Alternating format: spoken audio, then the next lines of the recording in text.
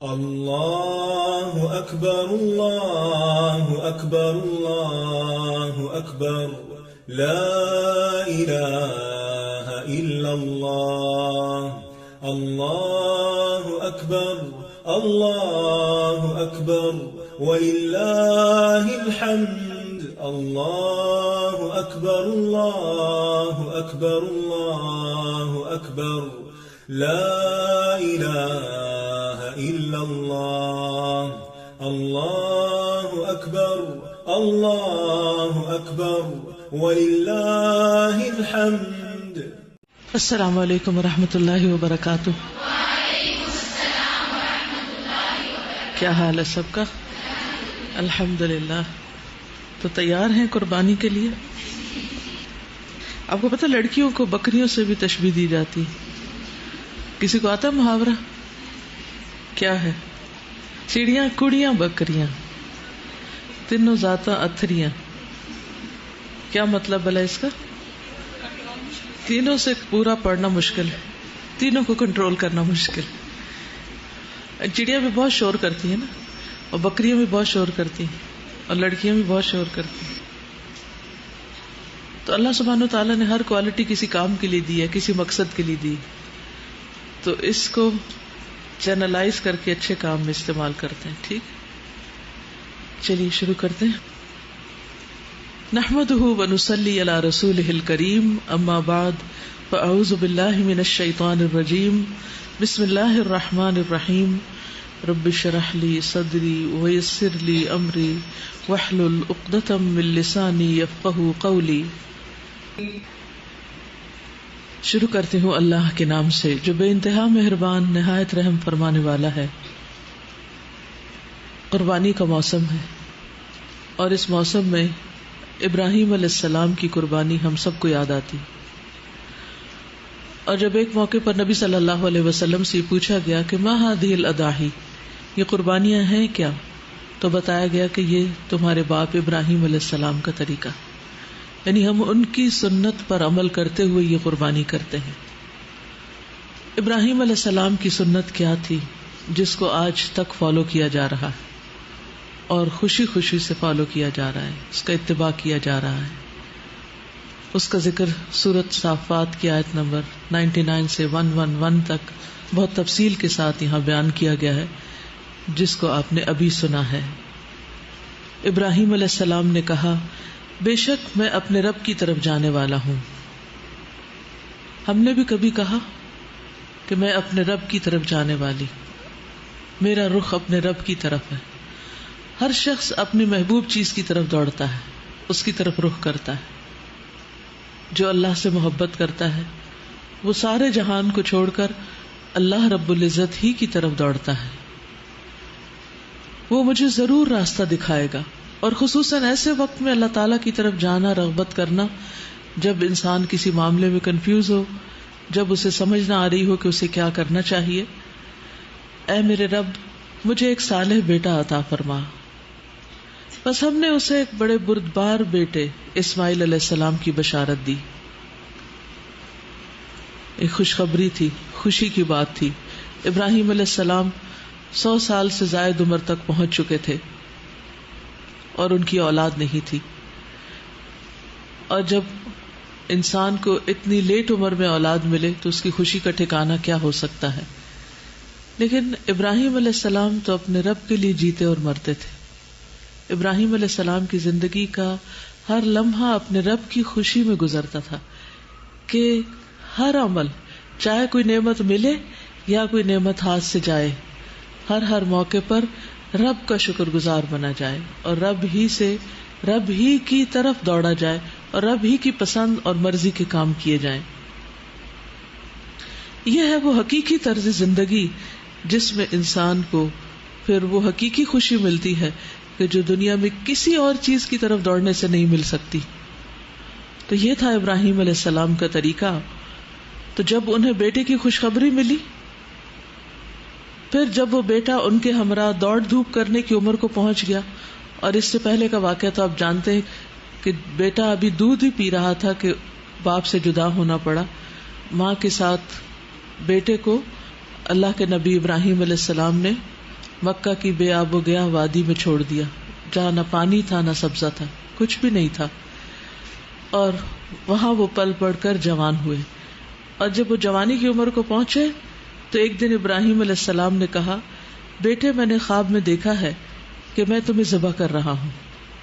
اللہ کا حکم تھا جو خواب کے ذریعے ملا، اور انبیاء کے خواب بھی وحی الہی ہوتے ہیں اور سچے خواب ہوتے ہیں.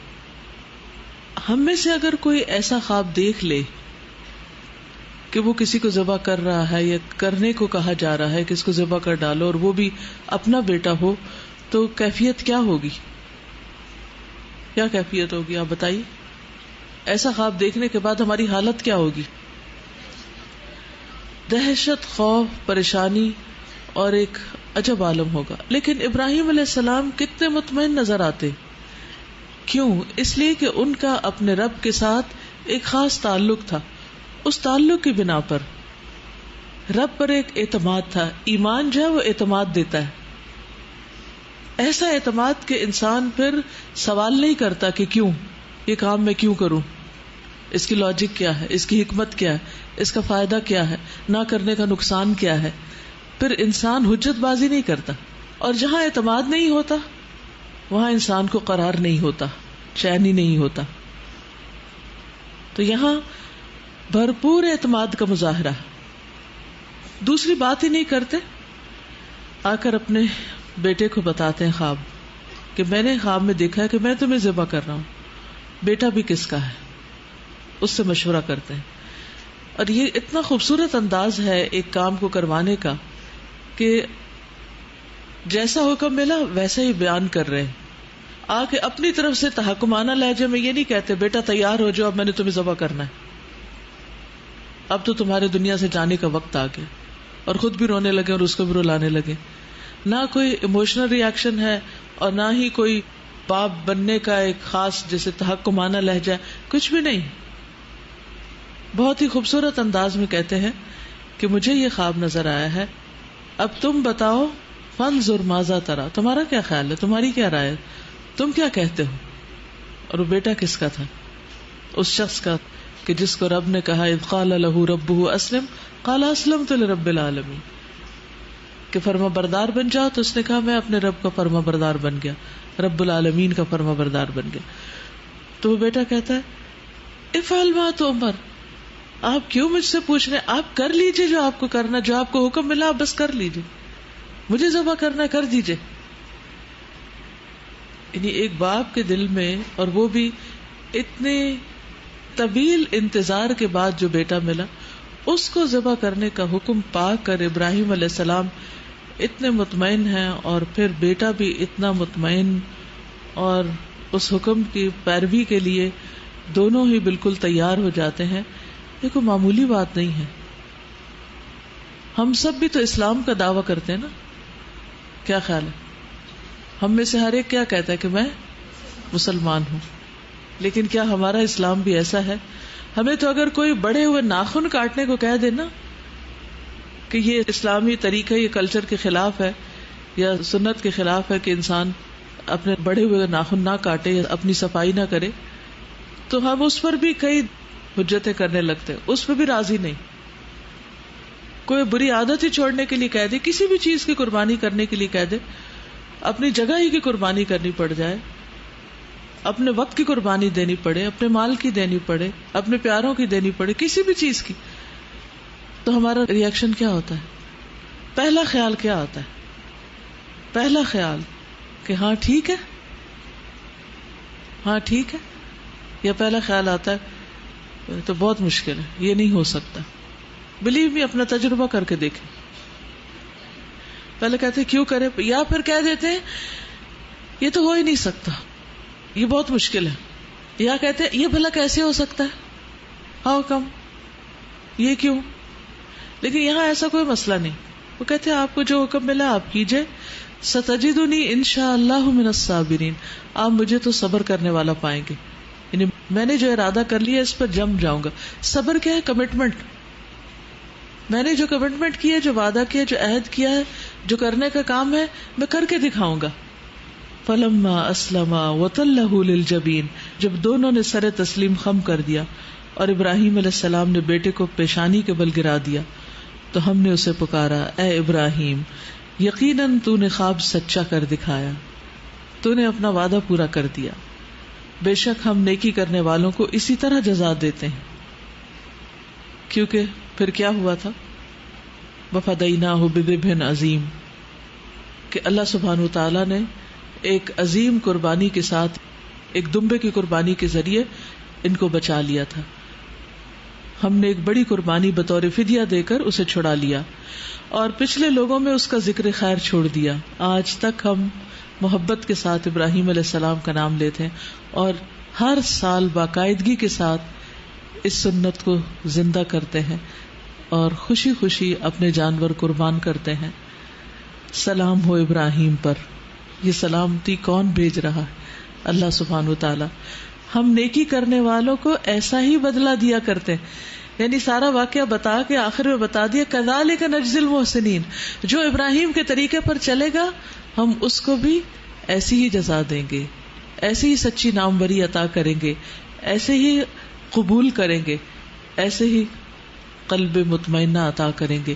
یعنی جو کچھ پھر ابراہیم علیہ السلام کو ملا تھا وہ سارے محسنین کو ملے گا جو ان کے طریقے پر چلیں گے۔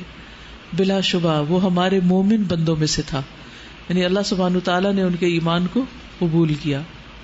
مسند احمد کی روایت میں آتا ہے کہ جب ابراہیم علیہ السلام نے اسماعیل علیہ السلام کو پیشانی کے بل لٹایا تھا، کیونکہ الٹا لٹایا تھا، سامنے نہیں چہرہ کیا کہ کہیں دیکھ کر دل میں کچھ باپ کے اندر بیٹے کی محبت نہ جاگ جائے، تو اسماعیل علیہ السلام نے اس وقت سفید رنگ کی قمیص پہن رکھی تھی۔ کہنے لگے، ابا جان، اس کے علاوہ تو میرے کوئی اور کپڑے نہیں ہیں جن میں آپ مجھے کفن دے سکیں، اس لیے آپ انہی کپڑوں کو میرے جسم پر سے اتار لیں تاکہ بعد میں اس میں مجھے کفن دیں۔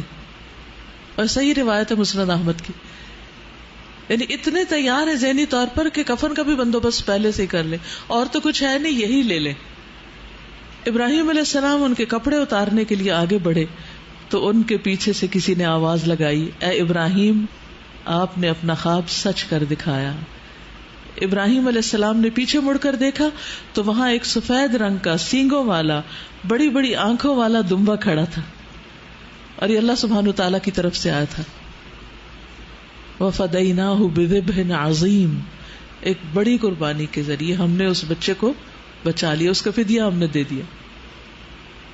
تو یہ ہے ابراہیم علیہ السلام اور اسماعیل علیہ السلام کا کردار، جس میں تسلیم و رضا پائی جاتی۔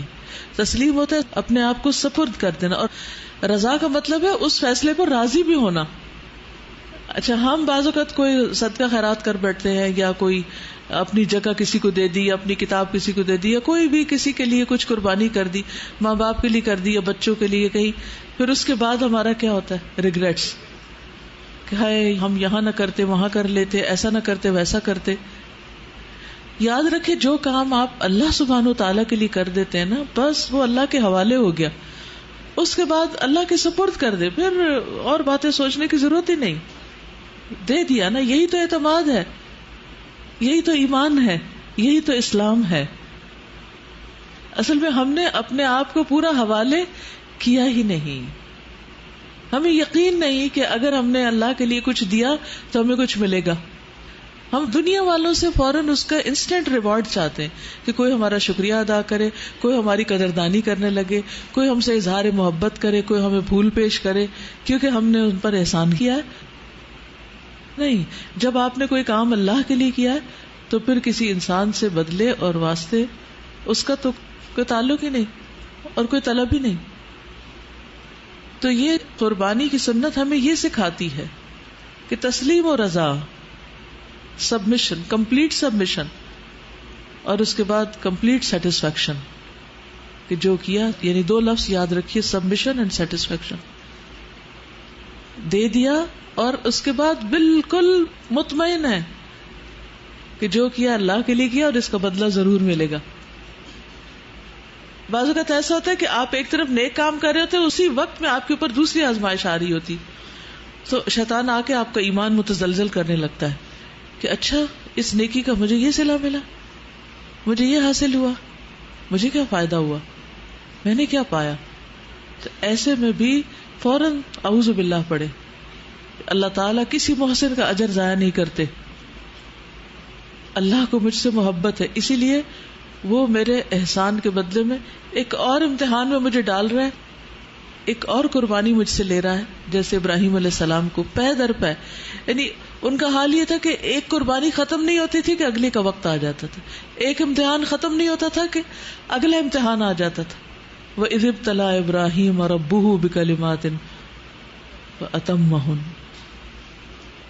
جتنی بھی باتوں کے ذریعے ابراہیم علیہ السلام کو آزمایا گیا انہوں نے ساری کی ساری پوری کی. تو آخر میں پھر کیا ملا؟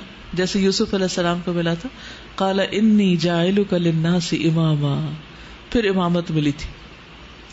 امامت کسی لیڈرشپ کورس کے بعد نہیں ملی.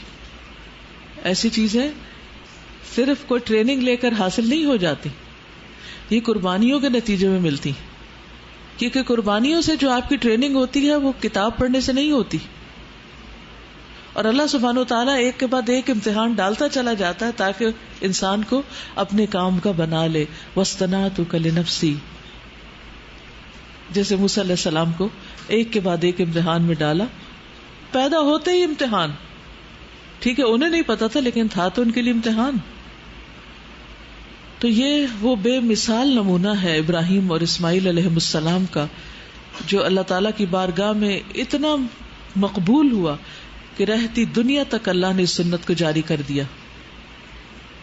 تو جب آپ قربانی کریں گے یا آپ کے گھر میں بکرا ذبح ہوگا یا اس کا گوشت کھائیں گے یا اس کی کھال کو دیکھیں گے اور کچھ نہیں تو گلیوں میں پڑی ہوئی اوجھ اور گندگی کو ہی دیکھیں گے، تو ان میں سے کسی بھی چیز پر برا نہیں منائیں گے یا اس پر دل تنگ نہیں ہوں گے. چاہے خون ہو، چاہے کھال ہو، چاہے بال ہو، چاہے کچھ بھی ہو، ایک ایک چیز سنت ابراہیمی کی یاد دلاتی ہے. اور پھر اس کے ساتھ ہی کیا سوچیں گے؟ میں کیا قربانی کر سکتی، میں کیا دے سکتی. اور اللہ سبحانہ وتعالیٰ نے اس پورے عشرے کو، یعنی قربانی تو آخری دن ہے نا اس عشرے کا 10واں دن، یعنی خصوصاً حاجیوں کے لیے.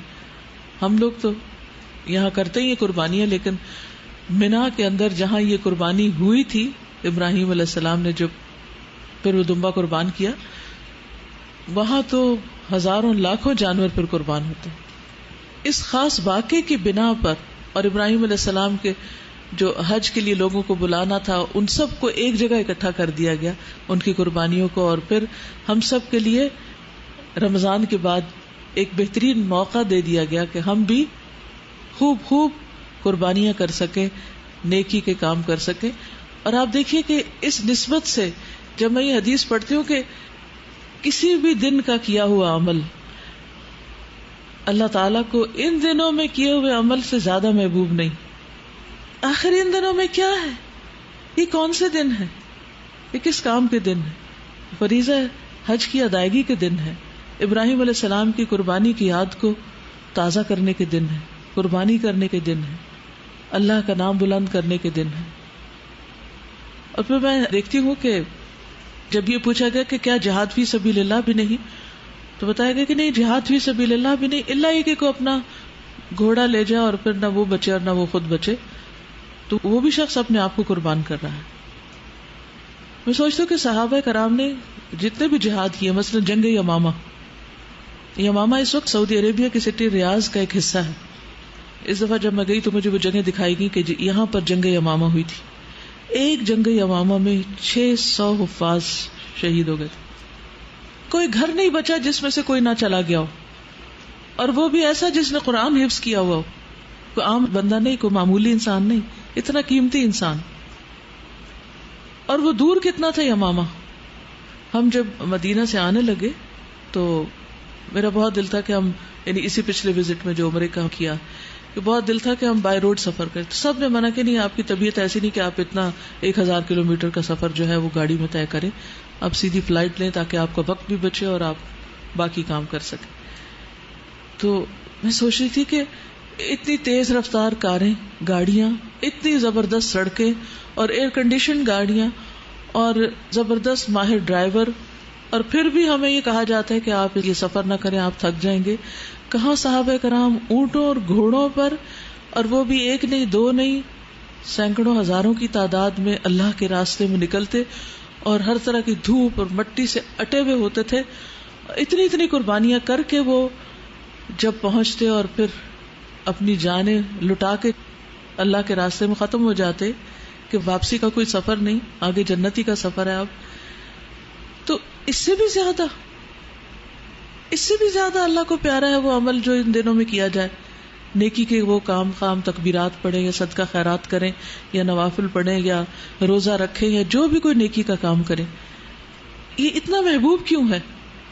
کیونکہ ان دنوں میں اللہ کے محبوب ترین ہستی یعنی ابراہیم علیہ السلام، جن کو اللہ نے اپنا دوست بنایا تھا، ان کی یاد تازہ ہوتی ہے، ان سے ایک نسبت ہے ان دنوں کو. اس سے ہمارے لیے کیا سبق ہے؟ یہ قربانی کا موسم جو ہے اور یہ قربانی کا موقع جو ہے ہمیں کیا سکھاتا ہے؟ کیا پتہ چلتا ہے اس سے؟ ہمارے لیے کیا سبق ہے اس میں؟ آپ میں سے کوئی بتائے گا؟ ابراہیم علیہ السلام جو ہیں وہ اتنی بڑی قربانی کر کے اللہ سبحانہ و تعالیٰ کے محبوب بندے بنے، تو یہ جو قربانی کا جتنا بھی عرصہ ہے اس کے اندر ہم بھی اگر اللہ کا محبوب بننا چاہتے ہیں تو اس کے لیے ہمیں بھی قربانی دینی ہوگی. قربانی کی نوعیت فرق ہو سکتی ہے، وہ ہر شخص کے اپنے ساتھ. بالکل، یعنی یہ دن ہے اللہ کا محبوب بننے کے، اور پھر ان دنوں میں محبوب بننے کی پریکٹس ہو جائے تو پھر سارا سال بھی محبوب بن سکتے ہیں اور اللہ سے اس حال میں ملے کہ ہم اللہ کے محبوب ہوں. تو پھر بتائیے کیا شان ہوگی، کیا مقام ہوگا اللہ کے مہمانوں کا. دل نہیں چاہتا کہ ہر چیز لٹا دے اس کے راہ میں، اپنی جوانی، اپنی صحت، اپنا مال، اپنا وقت، اپنی ہر چیز، اپنی جاب، اپنا گھر، اپنی کون سی چیز چھوڑیں جو اللہ کے راستے میں نہ دیں.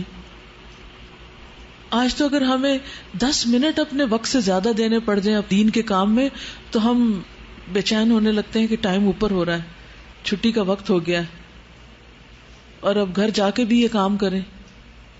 کیا ہم سب کو نہیں پتا کہ ہم جب اس بلڈنگ کے اندر آ جاتے ہیں تو یہ بس اللہ کے لیے آ جاتے ہیں، جب اس راستے پہ نکل پڑتے تو یہ اللہ کا راستہ ہے.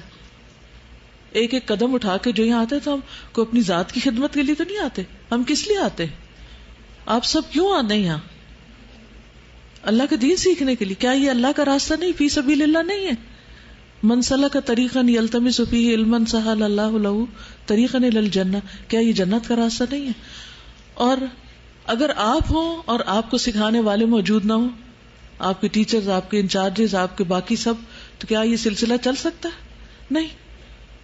تو جو لوگ بھی قربانیاں دے رہے ہیں، سیکھ رہے ہیں، سکھا رہے ہیں، پڑھا رہے ہیں، کسی طرح کی بھی خدمت کر رہے ہیں، چاہے جگہ بنا رہے ہیں، چاہے کچھ بھی کر رہے ہیں، وہ سب اللہ کے راستے میں ہے. تو اس میں اگر ہمیں اپنے وقت سے 1 گھنٹہ زائد کھڑا ہونا پڑے، کہیں کبھی ڈبل ڈیوٹی کرنی پڑ جائے، کبھی کسی طرح، کبھی بھوک کی قربانی، پیاس کی، کبھی کچھ بھی کرنا پڑ جائے، تو ہمارے ماتھے پہ بل کیوں ہو؟ ہم احسان کس پہ کریں؟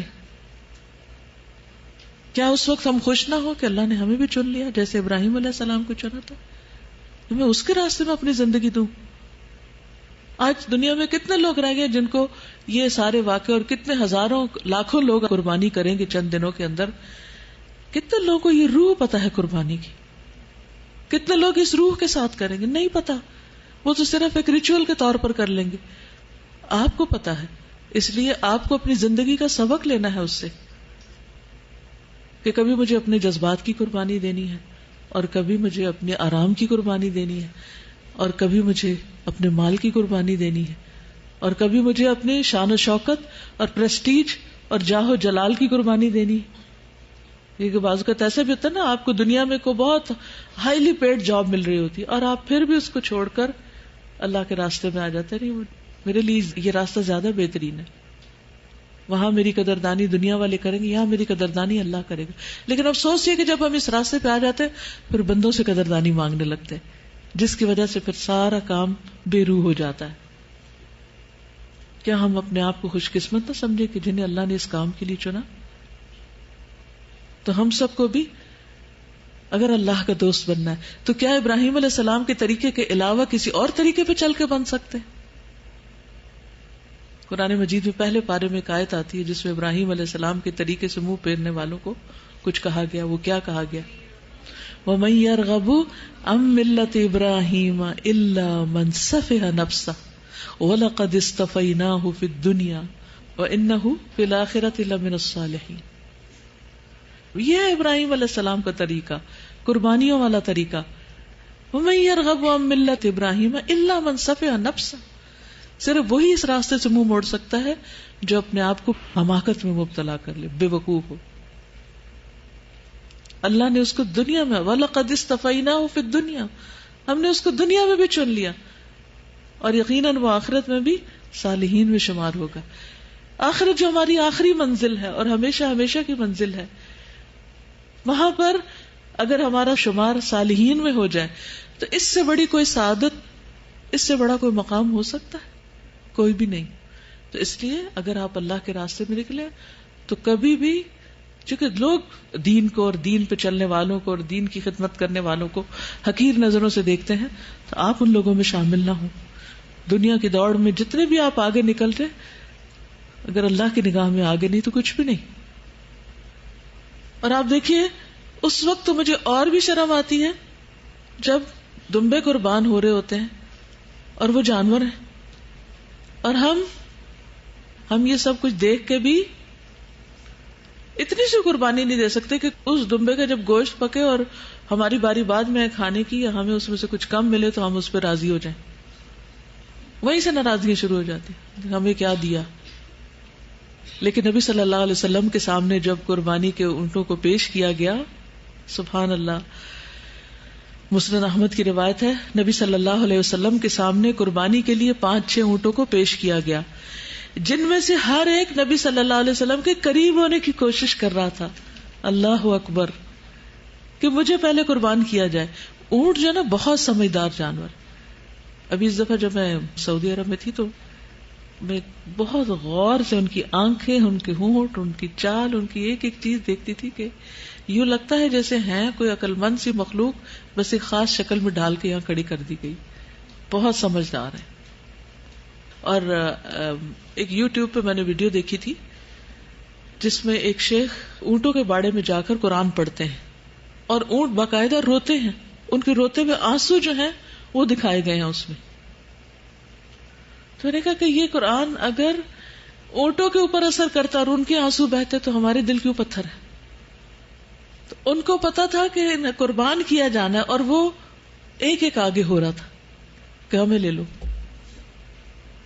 ہمیں جب قربانی کی سطح پر آ کر کوئی کام دیا جاتا ہے تو اس وقت ہمارا طرز عمل کیا ہوتا ہے؟ آگے ہوتے ہیں کہ پہلے میرا نام لکھ لیا جائے، یا پیچھے ہوتے ہیں؟ کیونکہ ہم نے اللہ سے سودا نہیں کیا نا، ہم نے بندوں سے سودا کیا ہوا ہے. اور جب دیکھتے بندے کچھ نہیں دے رہے تو پھر پیچھے ہٹنے لگتے ہیں. سارے جانوروں میں سے اللہ کی راہ میں قربان ہونے والے اسپیشل ہوتے ہیں نا. ہر بکرے کی قسمت میں یہ تھوڑی ہے کہ وہ اللہ کے راستے میں قربان ہو. وہ تو عام لوگوں کی خوراک کے طور پر ذبح کیے جاتے ہیں. تو اسی لیے لوگوں نے محاورہ بنایا قربانی کا بکرا بنے ہوئے ہو، یعنی بغیر کسی سلے کے تم کام کرتے ہو. تو کہتے ہیں میں کیوں قربانی کا بکرا بنوں. تو اللہ کی راہ میں قربان ہونے والے اسپیشل ہوتے ہیں.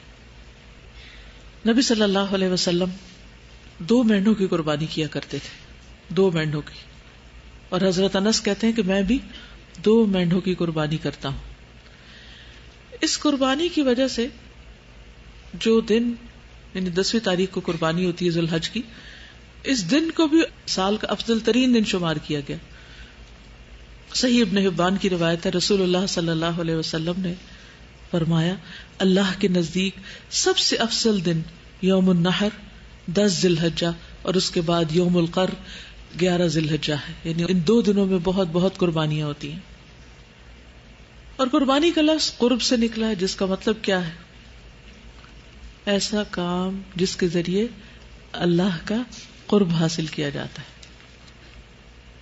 یعنی جس کا بدلہ ہم دنیا میں نہیں چاہتے، اللہ کے ہاں چاہتے ہیں.